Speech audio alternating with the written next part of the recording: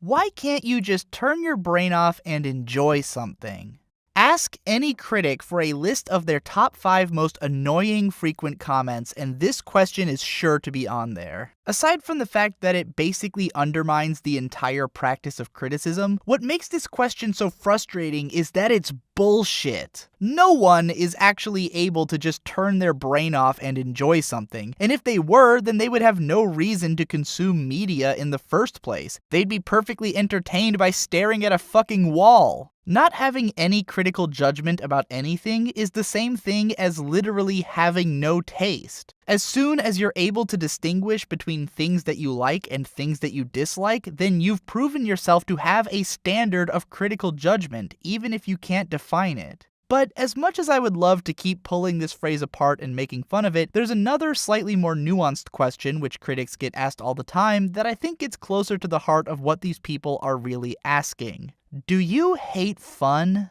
There was a moment towards the end of the winter anime season when I was watching Myriad Colors Phantom World and I legitimately stopped, took a step back, and asked myself, do I hate fun? Because it's pretty clear that this show has no real intentions of being anything other than fun, and yet I'm not having any fun and I hate this. Is something wrong with me? Later into the show, there was a specific moment when I realized entirely why this show was not fun. It was during a scene wherein all of the main characters were being dragged into performing a school play by the head of the drama club, and where at some point it was revealed that the standoffish loner character, who had never been made an official member of the group, was also there for literally no reason, at least in the context of the narrative. The meta reason for why this character had to be there is that it would theoretically be fun to have the entire primary cast participating in this play. But what I realized in this moment is that the prospect of having this character around meant nothing to me. I did not care about this character at all. She had never done anything cool, she didn't have an interesting personality or backstory, and she overall left very little impression on me. The idea that having her play a part in this school play would somehow make the episode more fun was totally lost on me, because I didn't give a shit.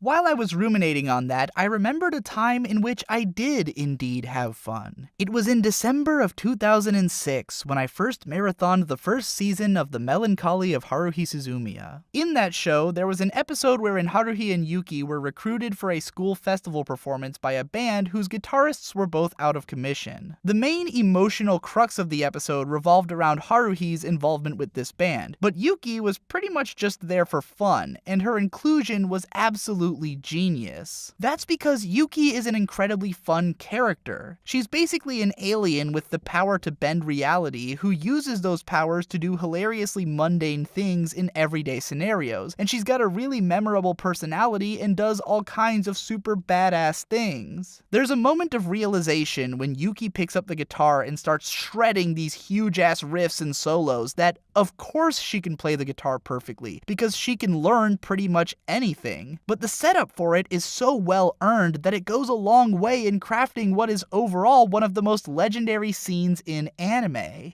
Fun is not something that you get to have without trying. Fun has to be earned. You don't get to have fun by sitting around on the couch doing nothing. To have fun, you have to do something. And likewise, if you want to make others have fun, then you have to work for it. You can't just dangle keys in front of someone's face and expect them to be entertained if they're over the age of 1, because they've seen that shit before and they've got standards. There are no shortage of ways that a series can achieve fun, even without the use of brilliant writing, deep characters, or profound themes. Sometimes the key to making something fun is just to not fuck anything up. Recently, I encountered a pair of shows which both took a very similar approach to trying to create the pure sensation of fun, but whose level of success in doing so came down largely to each show's margin of error. Heavy Object is a show about a small team of soldiers who are tasked with trying to take down these gigantic metal war machines called objects through the use of knowledge and tactics. The appeal of each arc of the show is just in watching these characters try to distinguish and then exploit the unique weaknesses of each enemy object, all while running around and wisecracking with a brisk, light tone. There is no reason that Heavy Object couldn't have been a fun show, and it very nearly succeeded at being one for me. However, what kept taking me me out of the experience and spoiling the fun was all the little pieces of dumb bullshit. Like how in just about every firefight there will be a scene wherein the characters get spotted by the enemy but have just enough time to wisecrack back and forth before the enemy starts shooting. Or how most of the time when they're being shot at, they seem to be right in the enemy's line of sight and pressured under heavy gunfire but miraculously never get hit while constantly taking out enemy soldiers. Or how in this scene wherein their teammate accidentally fires her anti-personnel guns at them, they stand there staring while an epic rain of bullets falls all around them. Or how in this scene the characters are sneaking into an enemy base while the guards aren't paying attention and the one guy just leaves the door open like he's asking the enemy to notice,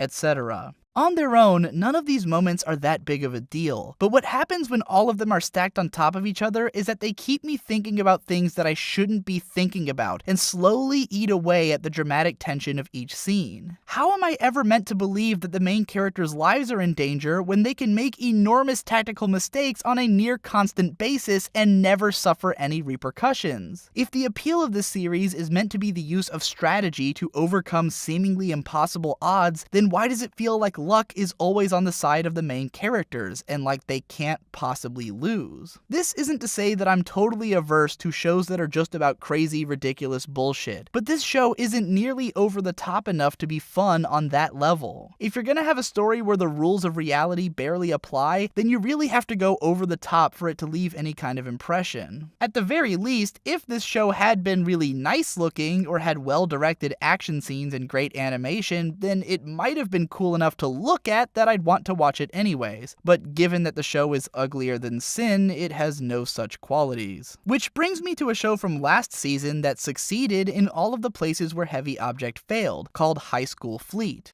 This one is about a bunch of cute high school girls who end up commanding a battleship, which they use to fight against other student ships while some light mystery plot unfolds around them. The story is nothing noteworthy, but it is very tightly paced and written without any parts that drag or get boring. Its characters are simple and easy to understand, but all of them work to keep the series brisk and enjoyable. Its themes are as basic as they could possibly be, its action scenes aren't particularly clever or tactical, and there's not really any deep philosophical or unique reasons to enjoy the show. However, High School Fleet is hella fun, because as long as you can buy into the central conceit of a bunch of cutesy moe girls running a battleship, the show doesn't have any bullshit. Every action scene poses a legitimate threat to the characters' lives, and there's even some tension in the early part of the show over not being clear on how dark the series might eventually get. Each scene is paced and directed in such a way that the action is satisfying and engaging, even when there's not a whole lot really going on, because it's easy to understand the circumstances of each situation and how those situations are affecting the characters. And a lot of how the show accomplishes that is simply through the use of excellent visual design and animation. When there's an action scene that's meant to be frenetic and confusing, then we'll get a shot of the ship's scaredy cat navigator frantically spinning the steering wheel while her eyes transform into spirals. When the crew are about to fire a big fuck-off missile to assure their victory in battle, then that missile launches with an impeccably staged and animated smoke effect. The music, voice acting, animation, and dialogue all march in lockstep to create a tense and exciting scene in a show that you'll probably never give all that much thought to when you're not actually watching it, because the appeal of the show is that the actual act of watching it is fun. And I love fun. I don't think you'll find a lot of people who actually hate fun. There are plenty of other things that media can do to be interesting besides being fun, but when something actually pulls off legitimate fun and does it well, then it's worthy of being celebrated. And I think that it would be insulting to the accomplishment of these works to suggest that the best way to appreciate the fun that they provide is by turning your brain off. If you watched this video with your brain on, then I hope you still managed to have fun with it, and if you did, that you'll consider sharing it around or supporting my channel by donating to my Patreon. Check out my other channels for more stuff along these lines but with different video structures, and thanks again for watching. I'll see you in the next one.